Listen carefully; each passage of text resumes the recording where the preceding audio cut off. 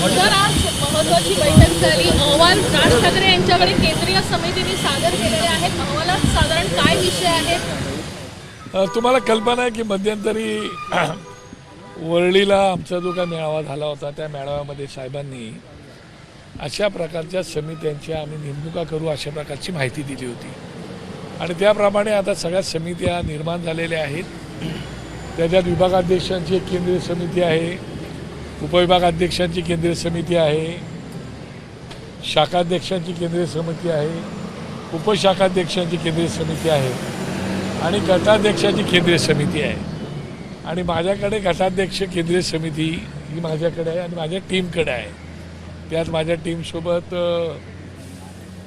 अविनाश अभ्यंकर आहेत, रीटाताई आहेत, सुप्रियाताई आहेत, कर्णा दुनबले आहेत, नंदू चिले आहेत, अवधूत चव्हाण अशी खूप मोठी टीम आहे. साधारण माझी एक 250 लोकांची माझी टीम आहे. सगळ्यात मोठी टीम माझी आहे आणि त्याचा अहवाल देण्यासाठी आमच्या सगळ्या टीममधले जे मेन होते, प्रत्येक लोकसभेला जे मी माणसं दिलेली आहेत ती माणसं आणि त्यांची आता मिटिंग राजसाहेबांकडे होती आणि अत्यंत ग्राउंड लेवलवरचा सखोल अभ्यास केलेला संपूर्ण अहवाल आता साहेबांकडे पहिला राऊंड झाला आहे त्याची दिलेली आम्ही माहिती. आता आमच्या गटाध्यक्ष समितीने 227 मतदारसंघामध्ये गटाध्यक्ष समिती गेलेली आहे आणि त्यांनी संपूर्ण अहवाल तयार करून आता पक्षप्रमुखांना दिलेला आहे.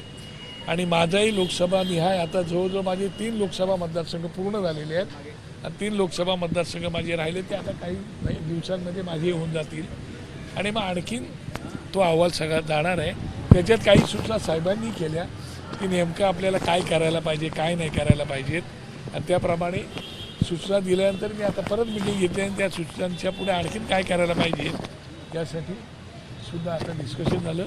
आणि 13 तारखेला पुन्हा या ठिकाणी संध्याकाळी 7 वाजल्यापासून माझी एक 4-5 तासाची परत माझ्या केंद्रीय गटाध्यक्ष समितीची लोकसभा निहाय जी 200 लोक माझी काम करत आहेत ग्राउंड लेवलवरती पक्षाची, त्या ग्राउंड लेवलवरती प्रत्येक लोकसभा निहाय 20-25-50 माणसं काम करत आहेत. त्यांच्याबरोबर माझी 13 तारखेलाही संध्याकाळी बैठक आहे आणि त्याच्यानंतर मग सगळं झाल्यानंतर पूर्ण अहवाल आम्ही सेकंड राऊंडला येणार.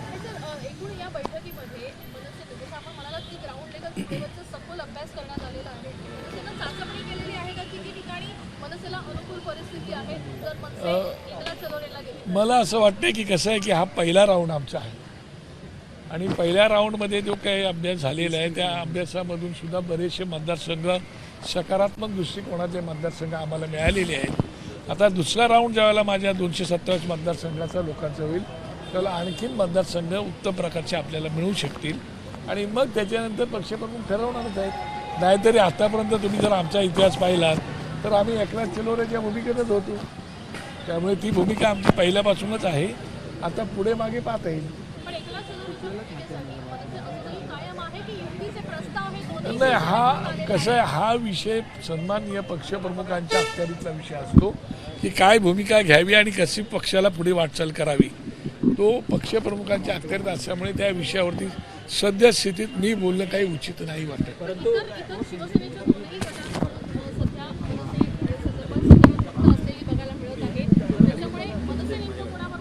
माणसांनी कुठेही कधीही निगेटिव्ह विचार करू नये ह्या मताचा मी माणूस आहे.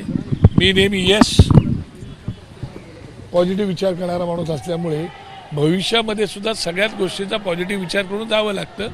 त्याप्रमाणे आमच्या निवडणुकीने आम्हाला काय फायदा होईल आमच्या पक्षाला, आमच्या कार्यकर्त्यांना, त्या दृष्टिकोनातूनच विचार करावा लागतो. हा प्रत्येक पक्ष तसा विचार करतो. यापूर्वी 2 वेळा तुम्ही प्रस्ताव घेऊन गेलेला, आता तिसऱ्यांदा पुन्हा एकदा तुम्ही प्रस्ताव घेऊन जाणार आहात. मला असं वाटतं की ह्या विषयावरती सद्यस्थितीत कोणतीही गोष्ट न बोलणं उचित आहे असं मला स्वतःला वाटतंय. कारण तो विषय वरिष्ठांच्या लेवलवरती असल्यामुळे मी वरिष्ठ नाही, तर मी फार छोटा कार्यकर्ता आहे आणि छोट्या कार्यकर्त्यांनी वरिष्ठांसारखं बोलू नये असं मला वाटतं. खासदार संजय राऊत असं म्हणतात की भूतकाळातले गेलेले सगळे विषय आता सोडून भविष्य काळात लागले. माझी आणि संजय राऊतांची चर्चा होईल त्याला मी उत्तर देईन. सर, आज सामनाच्या पहिल्या पानावर उद्धव ठाकरेंनी राज ठाकरेंचा फोटो पाहिला. मी काय अजून पाहिलेला नाही. उद्धव ठाकरे म्हणतात की जे महाराष्ट्राच्या मनात आहे तेच चांगलं, तेच होईल म्हणतात. नाही मग ते आता मला माहिती नाही ना काय आहे ते. महाराष्ट्र बोलत ते महाराष्ट्र नवनिर्माण सेना नाही बोलत पण हो ते सगळं जरी असलं तरी त्या विषयावरती कोणतंही भाष्य करणं आत्ता तरी मला योग्य वाटत नाही. 2 दशकानंतर खरं तर ठाकरे बंधू एकत्र येण्याची आता चिन्ह दिसतात. मात्र 2 दशकांपूर्वीचं काय बघायचं गेलं काय कारणं होती नक्की मनसे स्थापन करण्याची? कसं आहे तुम्ही किती खोलात गेलात तर त्या बाबतीमध्ये माझ्याकडून तुम्हाला उत्तर सापडणार नाही. त्याचं कारण एवढंच आहे तर तो विषय अद्याप माझ्या अखत्यारीत आलेला नाही. ज्या दिवशी माझ्या हातामध्ये तो विषय येईल व्यवस्थित त्यावेळेला मी समोरून तुम्हाला सांगेल किंवा साहेबच स्वतः सांगेल. वैभव खेडेकर विधानसभा निवडणुकीमध्ये प्रमोशनला ठाकरेंचा विश्वासू असा उल्लेख स्वतःचा केला होता. कारण दोनही ठाकरेंना तुम्ही व्यवस्थित ओळखता त्यामुळे हा ठाकरेंचा विश्वासू आता पुन्हा एकदा युतीसाठी पुढे पाऊल टाकणार. मला असं वाटतं की तुम्ही वारंवार खोदून मला तेवढ्यासाठी तिथं बोलवले त्याची मला कल्पना होती आणि म्हणून मी येत नव्हतो. पण ठीक आहे तरी पण तुम्हाला पण काहीतरी आवश्यक असलं पाहिजेत म्हणूनच मी मुद्दाम या ठिकाणी आलो. कसं आहे की वरिष्ठ लोकांमध्ये काय चाललंय त्याची मला अजूनही कल्पना नाही आणि समजा असली तर मी तुम्हाला देणार पण नाही ना.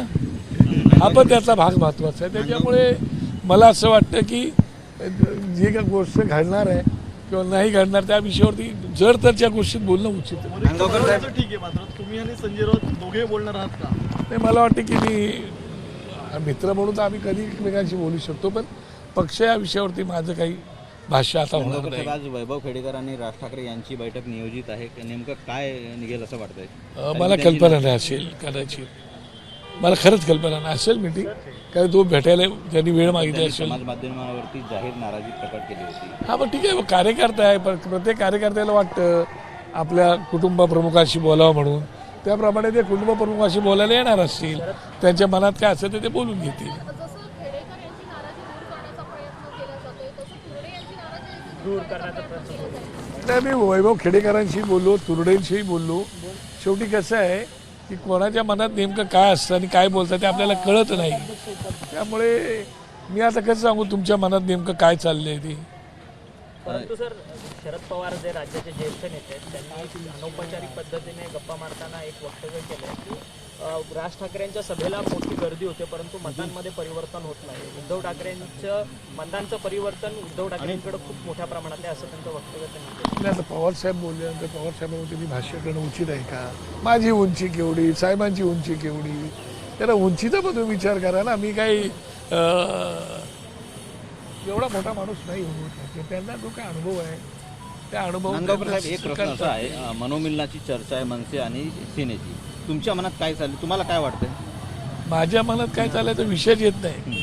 त्याचं कारण असं आहे की ज्यावेळेला मी पक्षप्रमुख एका पक्षाला मी वाहून घेतलेलं आहे तर पक्षप्रमुखांच्या जे मनात असणार तेच माझ्या मनात असणार. मी त्याच्या पलीकडे मला वैयक्तिक मत असू शकत नाही ना. एक पक्षाचं मत हे माझं मत असू शकतं. राजसाहेबांचं मन तुम्ही ओळखताय असं म्हटलं जातं. हां ते ओळखतो जरी म्हणून मग अशी बोललो ना मी ओळखत जरी असलो तरी सुद्धा मला जर काही माहीत असेल असं तुमचा अंदाज आहे आणि मला बोलायचं नसेल तर तुम्ही काय करणार सांगा. तुम्ही उगाच आपलं काहीतरी तर तुम्हाला ठीक आहे चल आता येते. एबीपी माझा उघडा डोळे बघा नीट.